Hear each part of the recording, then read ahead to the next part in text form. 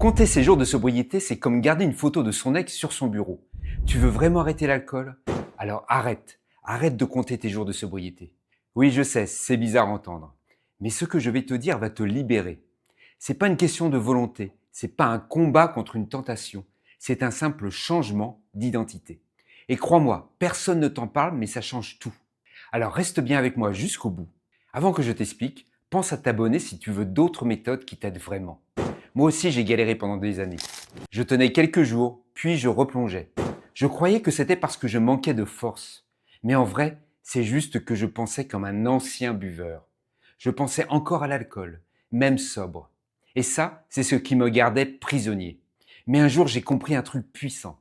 Notre cerveau filtre ce qu'on pense important.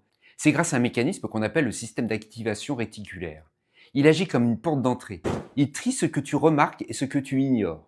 Et si tu passes ton temps à penser « je bois pas, je bois pas, je bois pas », ton cerveau, il garde l'alcool au centre de ta vie. C'est comme si tu essayais de ne pas penser à un éléphant rose. Tu vois l'idée? Et plus tu fais ça, plus ton cerveau croit que l'alcool est encore important pour toi. Même si t'en bois plus, t'y penses encore. Et c'est justement ça qui t'empêche d'oublier. Le vrai déclic, c'est quand tu passes de « j'essaye d'arrêter » à « je suis quelqu'un qui ne boit pas ». Point. Tu changes ton identité. Et là, tout devient plus simple. Alors pose-toi cette question. C'est quoi la version de toi qui ne boit plus? Et chaque jour, commence à vivre comme cette version. Un jour à la fois. Et tu vas voir, ça devient naturel. Le lien pour aller plus loin est sous ma photo de profil. Je te laisse regarder.